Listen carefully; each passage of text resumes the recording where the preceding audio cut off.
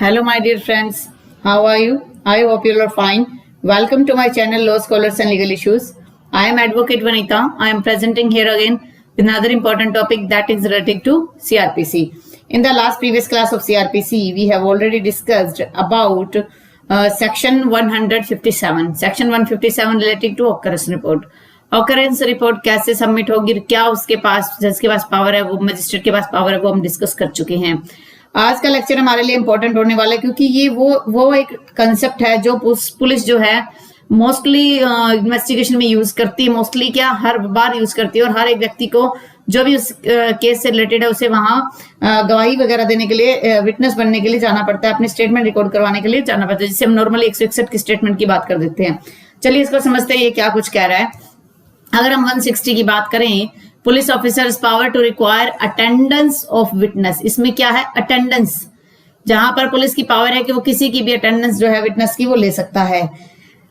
Any police officer making an investigation, कोई भी police officer है जब वो एक इन्वेस्टिगेशन कर रहा होता है, जब वो इन्वेस्टिगेशन कर रहा होगा तो क्या होगा, बाय ऑर्डर इन राइटिंग में require the attendance before himself of any person being within the limits of his own or any adjoining station।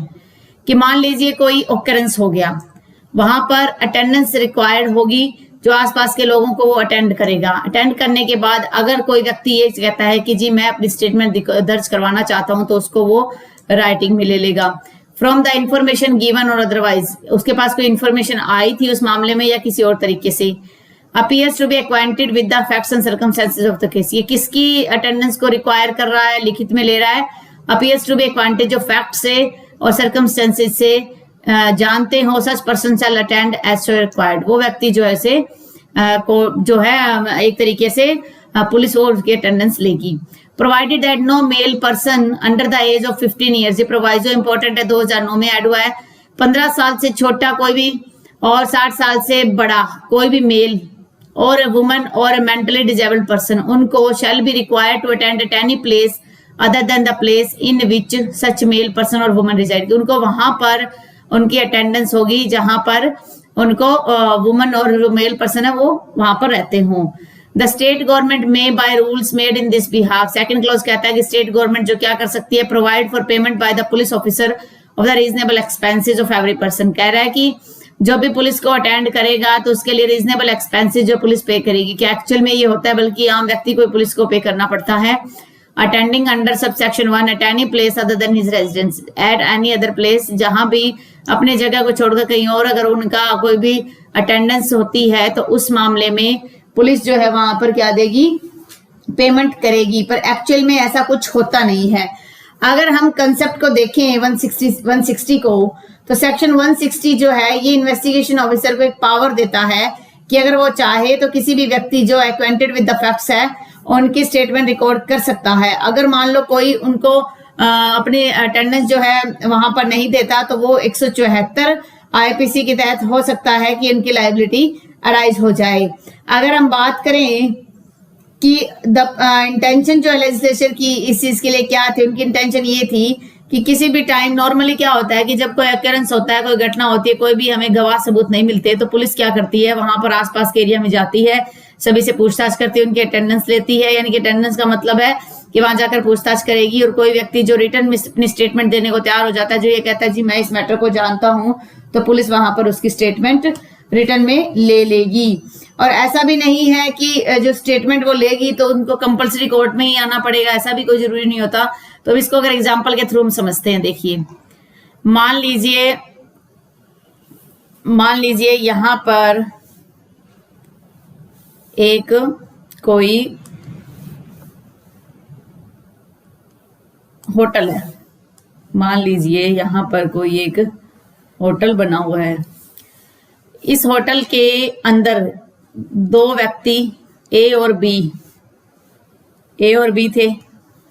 ए ने इसका क्या किया, मर्डर कर दिया।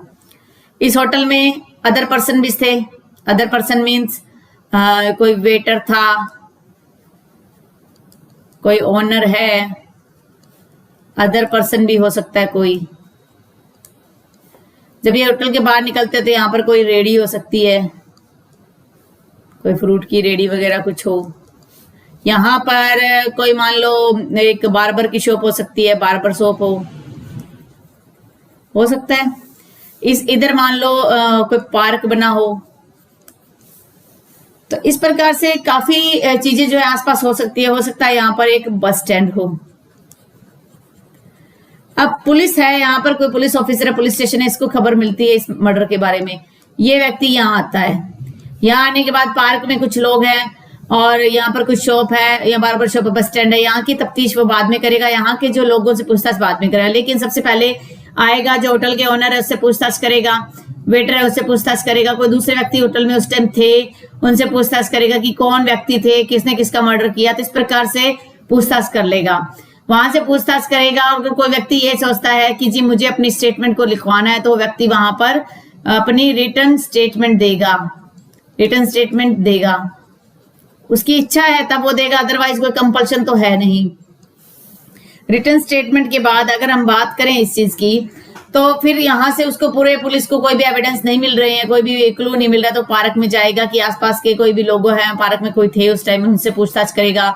और यहाँ पर कोई और भी अदर ओकेजन, मैंने यहाँ क्या बताया था आपको, रेडी वगैरह है उससे पूछताछ करेगा, रेडी ओनर से बार्बर शॉप पे जाएगा, बस स्टैंड के जो लोकल में जो कुछ रेडियो वगैरह उन सबसे पूछताछ करेगा कि क्या कुछ हुआ था, क्या आपने कुछ देखा था। कोई व्यक्ति जो है एक्वेंटेड विद द फैक्ट्स हो, एक्वेंटेड विद द फैक्ट्स, यहाँ पर बात आ रही है एक्वेंटेड मतलब परिचित होना, विद द फैक्ट्स, जो उस फैक्ट से परिचित होगा उसी की बात हो रही है यहाँ पर। जो व्यक्ति जानता ही नहीं उसको वहां पर कोई भी उनका रोल नहीं होगा। तो ये है एक एग्जाम्पल जिसके थ्रू मैंने आपको बता दिया कि कैसे होता है। अब हम नॉर्मल आ जाते हैं अपनी उसी कंडीशन पे जहां हम बात कर रहे थे 160 की। अब 160 की बात तो हो गई है, अब हम बात करते हैं 161 की। 161 क्या है? 160 में तो क्या हो गया, उसकी अटेंडेंस हो गई है, पूछताछ कर ली है सारी। 161 में वो एग्जामिन करेगा। अगर पुलिस को लगता है कि उस व्यक्ति को इस बारे में नॉलेज है और विटनेस है, वो अब विटनेस बन चुका है एक तरीके से, उसने अपनी अटेंडेंस दे दी है, उसके बाद वो क्या करेगा, एग्जामिन करेगा। जो पर्पज है ना 161 का, वो यूज किया जा सकता है किसी भी ट्रायल के टाइम पर, उसको यूज किया जाता है 162 के साथ। 161 का एक्सटेंडेड फॉर्म जो है 162 होता है। अगर हम 161 को लें तो इसमें क्या है कि कोई भी पुलिस ऑफिसर जो है इन्वेस्टिगेशन कर रहा है, कह रहा है कि any police officer investigation making an investigation under this chapter, इस चैप्टर के तहत कोई भी पुलिस ऑफिसर जो है इन्वेस्टिगेशन कर रहा है, और any police officer not below such rank as the state government में, स्टेट गवर्नमेंट उनको अपॉइंट करेगी बाय जनरल और स्पेशल ऑर्डर में, prescribe in this behalf acting on the requisition of such order, उस ऑर्डर की जो कंडीशंस को behalf पर एक्टिंग करेगा वो व्यक्ति में एग्जामिन, वो क्या कर सकता है, एग्जामिन करेगा orally any person supposed to be acquainted with the facts and circumstances, जो भी फैक्ट्स और सर्कमस्टेंसेस को जानते हो। फिर कह रहे हैं सच पर्सन, जो ऊपर जिस व्यक्ति की हम बात कर रहे हैं जो फैक्ट्स और सर्कमस्टेंसेस को जानता है, वो such person shall be bound to answer truly, उस व्यक्ति को सारे के सारे आंसर जो है सच में, बाउंड टू आंसर ट्रूली का मतलब सारे आंसर सही देने पड़ेंगे, relating to such case put to him by such officer, जो पुलिस ऑफिसर उससे पूछता है, other than questions the answer to which would have tendency to expose him a criminal charge or a penalty। other than का मतलब है कोई ऐसे question नहीं पूछेगा उसे, उनका आंसर देने के लिए बाउंड नहीं है जिससे क्या है, किसी व्यक्ति के खिलाफ जो है कोई क्रिमिनल चार्ज लग सकता है या कोई अपने आप में ही दोषी साबित हो सकता है।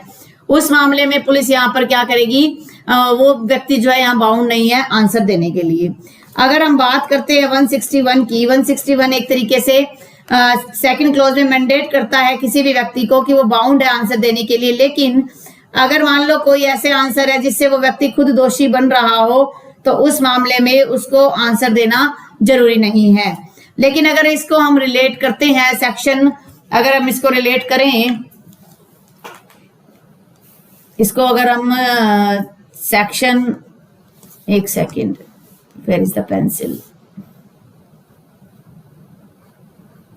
सेक्शन 161 क्लोज टू को अगर हम रिलेट करते हैं, relate with section 132 Indian evidence act से, तो 132 जो इंडियन एविडेंस एक्ट है, आपके पास अगर एविडेंस एक्ट इस टाइम में है, मौजूदा टाइम में, तो आप वो निकाल लीजिए। 132 जो एविडेंस एक्ट है वो ये बात कहता है कि कोई भी व्यक्ति 132 कहता है witness not excuse from answering on ground that answer will criminate. तो उसमें तो साफ तौर पे कह दिया है 132 एविडेंस एक्ट में साफ तौर पे कह दिया कि किसी भी ग्राउंड पे आप जो चाहें तो मना नहीं कर सकते, whether you are criminate yourself और नॉट, चाहे आपके खिलाफ चार्ज लग रहे हो या ना लग रहे हो, इससे कोई इशू नहीं है। तो यहाँ आप नोट कर लीजिए, इसके यहीं पर नोट कीजिए कि सेक्शन 161 क्लोज 2 रीड विद होगा सेक्शन 132 इंडियन एविडेंस एक्ट से। अब एग्जांपल ले लेते हैं हम। मान लीजिए ए ने बी का मर्डर किया, ठीक है। ए को उकसाने में सी का रोल था। सी ने ए को उकसाया कि ये तेरे को इतनी देर से गालियां निकाल रहा है, तेरे को उल्टा सीधा बोल रहा है, तो तू इसको कुछ नहीं कह सकता। अब इसको उकसा दिया, इसके बाद क्या हुआ, ए ने मर्डर किया। यहां पर सी की स्टेटमेंट हुई है, मान लो सी की स्टेटमेंट है, सी से कुछ क्वेश्चन पुट किए गए, तो 161(2) के हिसाब से सी ये बात नहीं कहेगा, जरूरी नहीं है कि सी ये कहे कि ही अबेट, ये कहना जरूरी नहीं है, ही अबेट्स, ये कोई जरूरी नहीं है। बट अगर हम अंडर सेक्शन 132 की बात करते हैं इंडियन एविडेंस एक्ट की, तो उसमें जो है वो ये बाउंड है, बाउंड बाय लॉ है। ही से वह कहेगा कि ही अबेट, कि उसने अबेट किया था, उसे कहना पड़ेगा। अगर वो नहीं कहेगा अबेट, तो वो जो है उसके खिलाफ क्रिमिनल चार्ज लग जाएगा। झूठी एविडेंसेस देने में, झूठी गवाही देने का जो चार्ज होता है पर्जरी का, वो उसे लग जाएगा, अदरवाइज वो क्रिमिनेट हो जाएगा। अब आप सोचोगे कि अगर ये दोनों में फर्क है, तो फिर ये दोनों प्रोविजन किस लिए है? दोनों प्रोविजन का कोई रीजन होगा। दोनों प्रोविजन किस लिए है? देखिए, दोनों प्रोविजन इसलिए ऐड किए गए हैं, जैसे हम 161 का जो है पर्पज, वो क्या है, इन्वेस्टिगेशन में होता है। बट 132 इंडियन एविडेंस कब आएगा?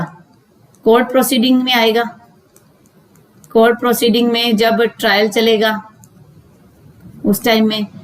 और लेकिन यहां पर क्या है, ट्रायल की तो बात ही नहीं हो रही है, तो यहाँ ट्रायल नहीं है, यहाँ तो सिर्फ इन्वेस्टिगेशन है। और ये आप जानते हो कि पुलिस के सामने कोई भी any statement before police has no value. Police के सामने किसी की स्टेटमेंट हो तो उसकी कोई वैल्यू नहीं होती, ये बात आपको पता ही है। तो फिर ये दोनों चीजें बिल्कुल डिफरेंस हो जाती है। यहाँ पर अगर आपने आंसर नहीं भी दिए तो कोई पर्जरी का चार्ज नहीं लगेगा, लेकिन यहाँ अगर आप आंसर नहीं दे रहे तो गलत स्टेटमेंट देने के लिए आपका पर्जरी का चार्ज लग सकता है। इसलिए इन दोनों का ये डिफरेंस है, जिसको समझना जरूरी हो जाता है। अब नेक्स्ट क्लोज हमारी बात कर रहा है, next clause discuss about the third clause is the police officer में reduce into writing any statement. Police officer क्या करेगा, कोई भी स्टेटमेंट जो रिड्यूस इनटू राइटिंग कर सकता है, made to him in the course of an examination under this section। in the course of examination है, या ये एग्जामिनेशन के पर्पज से ही स्टेटमेंट को रिकॉर्ड कर रहा है। And if he does so, अगर वो ऐसा करता है, he shall make a separate and true record of the statement of each such person whose statement से रिकॉर्ड। अब ये क्या कर रहा है, उसका ट्रू रिकॉर्ड बनाएगा। ट्रू रिकॉर्ड का मतलब है कि उसकी कल को कोर्ट में वो पेश किया जा सकता है। प्रोवाइजो कहता है कि statement made under this section में भी recorded by audio video electronic mix से रिकॉर्ड होना चाहिए, लेकिन मौजूदा टाइम में कोर्ट्स में ऐसा कोई सिस्टम अभी तक तो लागू हुआ नहीं है। प्रोवाइडेड फर्दर कहता है कि अगर कोई इन मैटर में 354 एज ए सेक्सुअल ऑफेंसेस से रिलेटेड है, उन मामले में जो भी ऐसी स्टेटमेंट होगी shall be recorded by a police officer, woman police officer और एनी वुमन ऑफिसर, किसी भी वुमन ऑफिसर के द्वारा उसे रिकॉर्ड किया जा सकता है और करना ही पड़ेगा। तो एक तरीके से अगर आप देखें तो ये क्या है, एग्जामिनेशन ऑफ विटनेसेस है, जो विटनेसेस हैं उनका एग्जामिन किया गया है। अगर हम इसको फर्दर देखते हैं, फर्दर इसको समझते हैं एग्जामिनेशन ऑफ विटनेसेस के लिए, तो आप समझिए कि इसके कुछ पॉइंट्स मैं आपको नोट करवा देती हूँ। सेक्शन 20 क्लोज 3 में, सेक्शन 20 क्लोज 3 के अंदर मैं कुछ पॉइंट्स आपको नोट करवाती हूँ। आई होप आप वो पॉइंट आपके लिए हेल्पफुल हो सकते हैं, हो सकते क्या, होंगे ही। देखिए, सबसे पहले चीज अगर हम बात करते हैं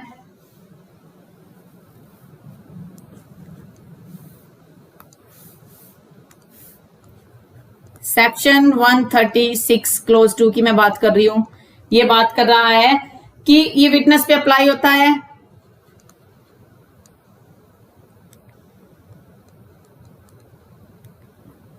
इट अप्लाइज ऑन विटनेस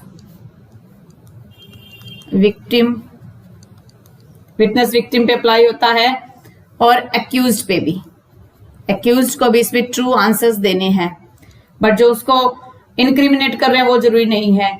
अगर हम सेक्शन 132 की बात करते हैं, मान लो इसको साथ में मैं कंसीडर करती हूँ, 132 इंडियन एविडेंस की बात करते हैं, तो ये कह रहा है, तो इसमें क्या है, विटनेस होंगे जिसमें विक्टिम भी आएगा। It includes witness include victim, तो विक्टिम और विटनेस दोनों आ जाएंगे इसके अंदर। अगर हम सेक्शन 161 की कंपैरिजन करें 132 से, तो ये क्या करता है, ये स्टेज ऑफ, इसको ना मैं दूसरे तरीके से आपको समझाती हूँ जिसके लिए आपको ना समझना इजी हो जाएगा। मैं आपको एक कंपैरिजन चार्ट के हिसाब से आपको समझाती हूँ जिससे आपके लिए काफी हेल्पफुल हो जाएगा। ये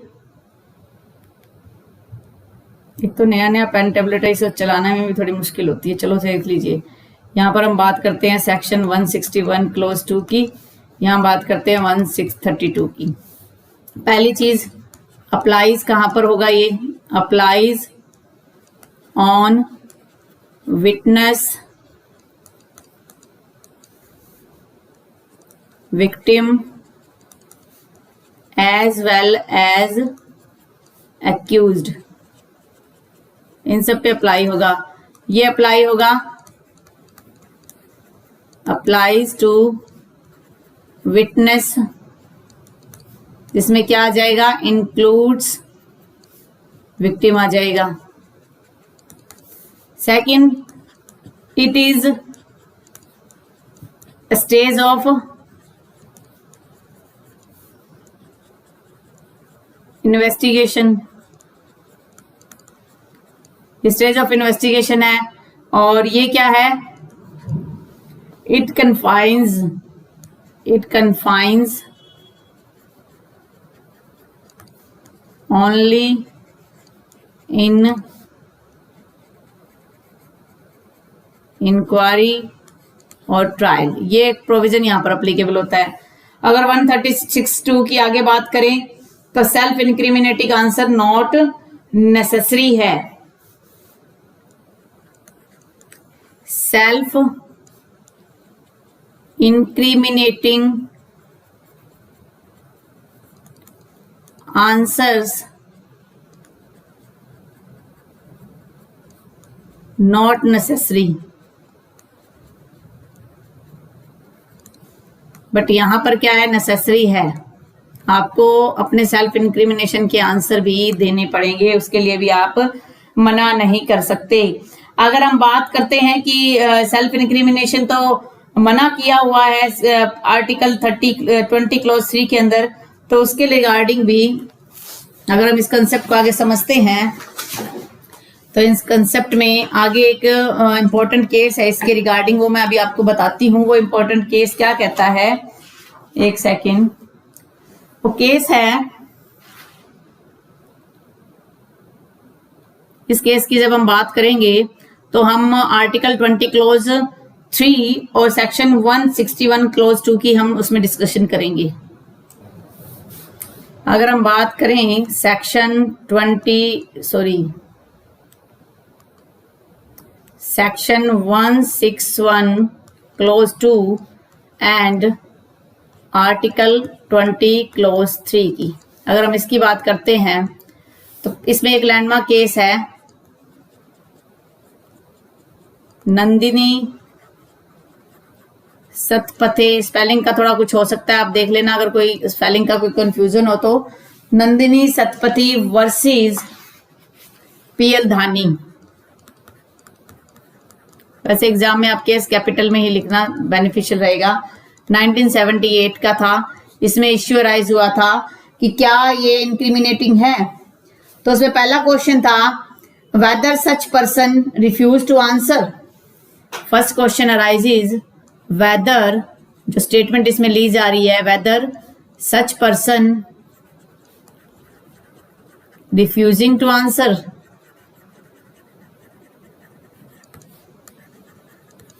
तो इसमें बात की गई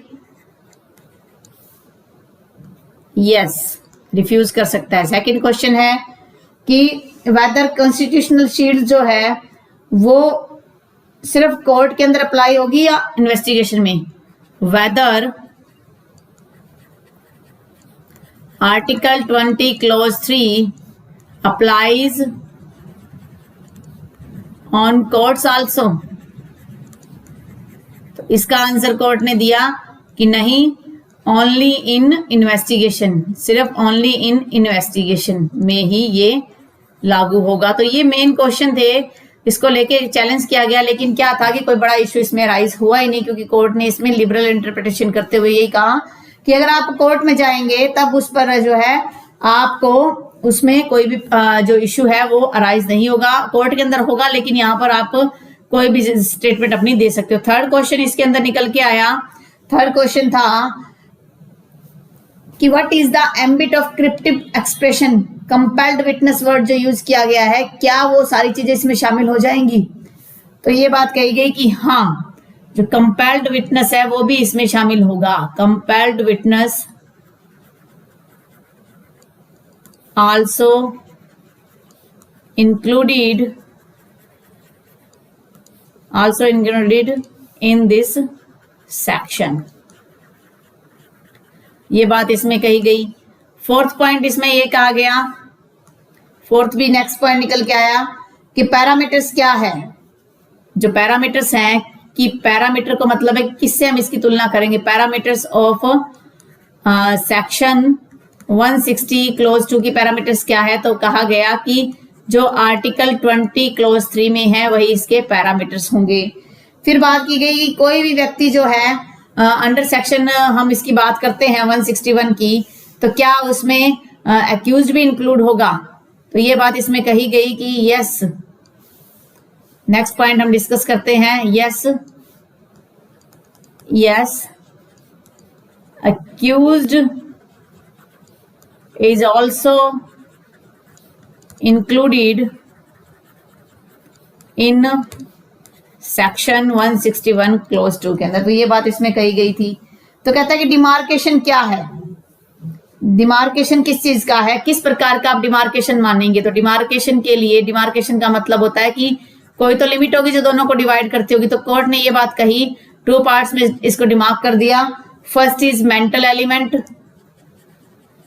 मेंटल एलिमेंट जो है वो तो आर्टिकल 20 क्लोज 3 में कवर होगा, बट जो फिजिकल एलिमेंट है, फिजिकल एलिमेंट जो है वो 161 क्लोज 2 में कवर होगा, 161 क्लोज 2 में कवर हो जाएगा। तो ये बात इस केस में कही गई थी। इसके अलावा भी कुछ और इंपॉर्टेंट फैक्ट है, वो भी हम आज डिस्कस कर लेते हैं। 161 के रिगार्डिंग एग्जाम में क्वेश्चन आ जाता है। 1 मिनट, इसको मैं नेक्स्ट स्लाइड ले लेती हूँ, फिर मैं करवाती हूँ आपको।